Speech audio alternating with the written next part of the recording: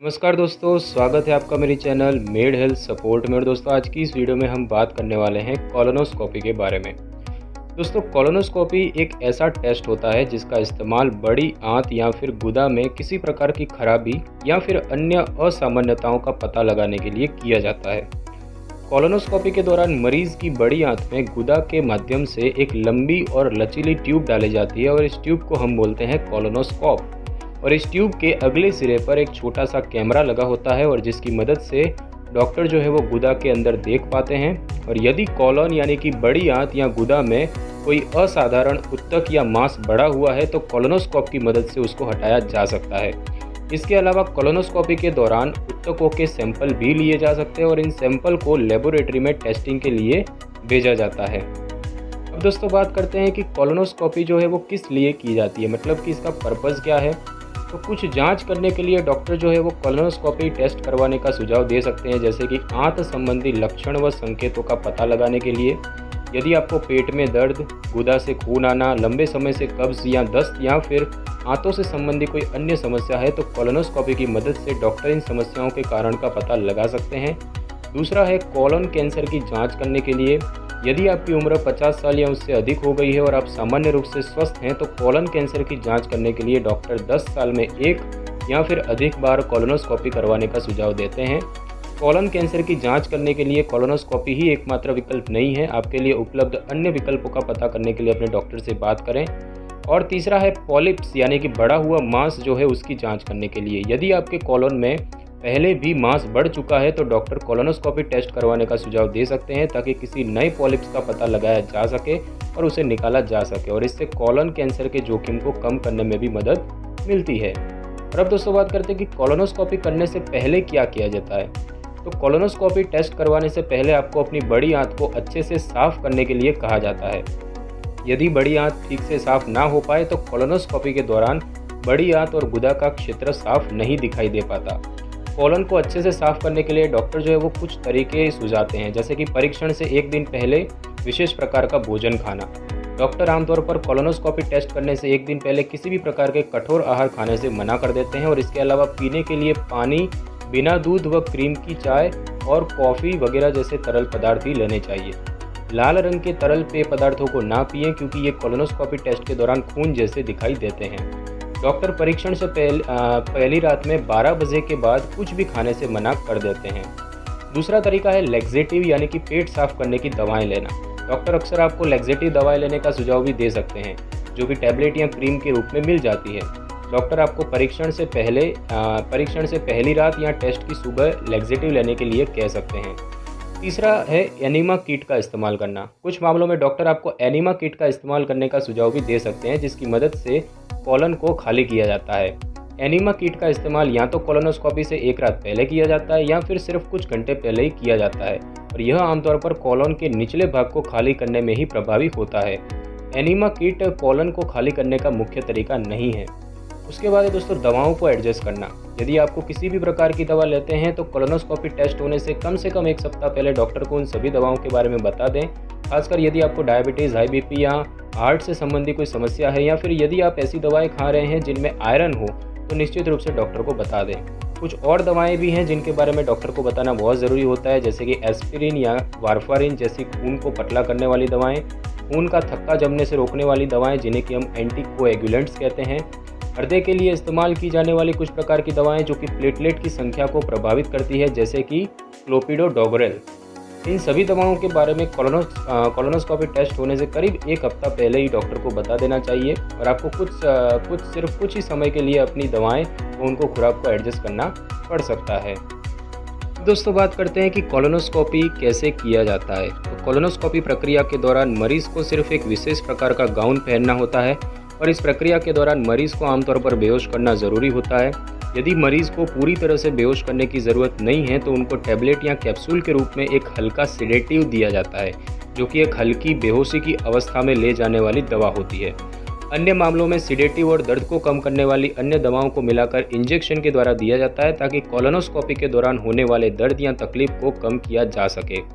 परीक्षण की प्रक्रिया के दौरान मरीज को मेज़ पर करवट से लेटाया जाता है और उसके घुटनों को आमतौर पर छाती की तरफ मोड़ दिया जाता है और इसके बाद डॉक्टर जो है वो कोलोनोस्कोप को धीरे धीरे गुदा के अंदर डालते हैं। कोलोनोस्कोप इतना लंबा होता है जो बड़ी आंत के दूसरे सिरे तक पहुंच सकता है और इस उपकरण में एक ट्यूब लगी होती है जिसकी मदद से डॉक्टर जो है वो कॉलन में हवा या फिर कार्बन डाइऑक्साइड पहुंचाते हैं।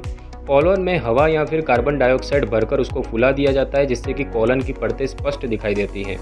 जिस दौरान आपके कॉलन में हवा भरी जाती है या कोलोनोस्कोप को हिलाया जाता है उस दौरान पेट में मरोड़ या फिर मल त्याग करने की एक तीव्र इच्छा हो सकती है। कोलोनोस्कोप के अगले सिरे में एक छोटा सा कैमरा लगा होता है और यह कैमरा बाहर लगी स्क्रीन में कॉलन के अंदर की तस्वीरें भेजता है जिन्हें देखकर डॉक्टर कॉलन के अंदर की जांच करते हैं। डॉक्टर कॉलन में कोलोनोस्कोपी की ट्यूब के अंदर से एक उपकरण भी डाल सकते हैं जिसकी मदद से कॉलन के उत्तक का सैंपल भी निकाला जाता है। यदि कॉलन के अंदर मांस बढ़ा हुआ हो तो इस उपकरण की मदद से उसको भी निकाला जा सकता है। कोलोनोस्कोपी टेस्ट में आमतौर पर 30 से 60 मिनट का समय लगता है। और अब बात करते हैं कि कोलोनोस्कोपी के बाद क्या किया जाता है। तो कोलोनोस्कोपी का टेस्ट पूरा होने के बाद मरीज को होश आने में 1 घंटा लग सकता है। मरीज को अस्पताल से घर तक जाने के लिए एक साथी की आवश्यकता पड़ती है क्योंकि सेडेटिव दवाओं का असर पूरी तरह से उतरने में 1 दिन तक का समय लग जाता है। जिस दिन कोलोनोस्कोपी का टेस्ट किया जाता है उस दिन मरीज को ड्राइव नहीं करना चाहिए और ना ही कोई अन्य महत्वपूर्ण काम करना चाहिए। यदि कोलोनोस्कोपी के दौरान कॉलन के अंदर से बढ़े हुए मांस को हटाया गया है तो डॉक्टर मरीज के लिए भोजन का एक विशेष प्लान बना सकते हैं। हो सकता है कि कोलोनोस्कोपी के बाद आपको पेट फूला हुआ महसूस हो और आप कुछ घंटों तक गैस पास करते रहें और यदि ऐसा हो तो थोड़ा बहुत चलने से आराम मिल सकता है।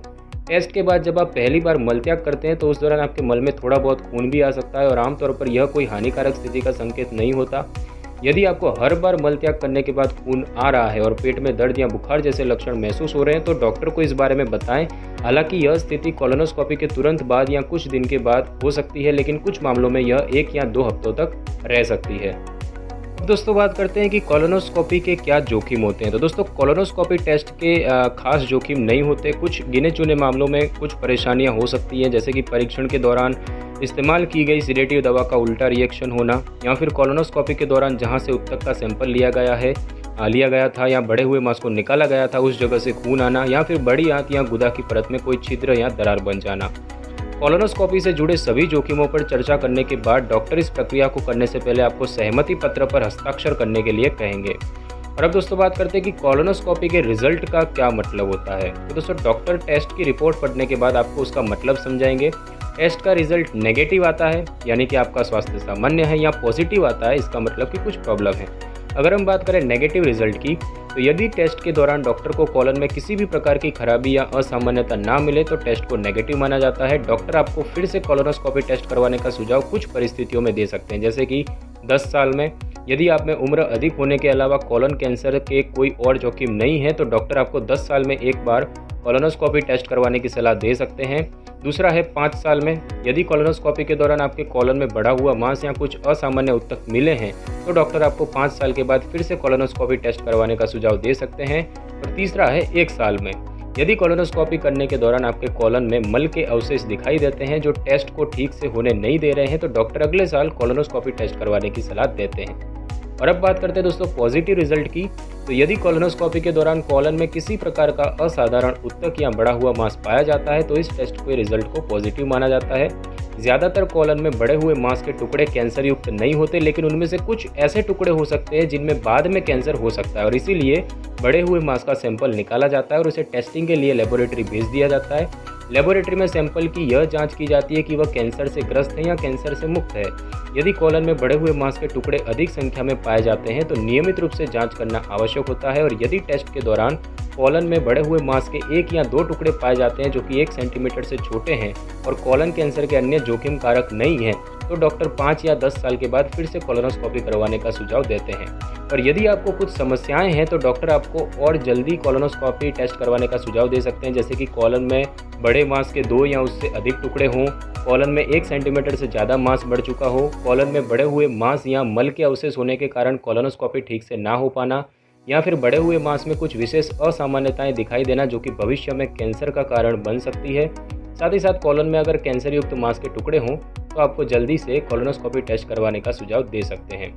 अगर आपके कॉलन में कुछ ऐसे मांस के टुकड़े या अन्य असाधारण उत्तक हैं जो कोलोनोस्कोपी के दौरान नहीं निकाले जा सकते तो ऐसे गैस्ट्रोएंटेरोलॉजिस्ट डॉक्टर से परीक्षण करवाने की ज़रूरत होती है, जो मांस के बढ़े हुए टुकड़ों को हटाने और ऑपरेशन के विशेषज्ञ डॉक्टर होते हैं। तो दोस्तों आज की इस वीडियो में बस इतना ही। अगर आपको वीडियो अच्छी लगी हो तो इस वीडियो को लाइक और शेयर करें और कमेंट करना बिल्कुल भी ना भूलें। और अगर आप हमारे चैनल पर नए हैं तो चैनल को सब्सक्राइब करके बेल आइकन के बटन को ज़रूर क्लिक कर लें ताकि मेरी हर नई वीडियो की नोटिफिकेशन सबसे पहले आपको मिल सके। Thanks for watching.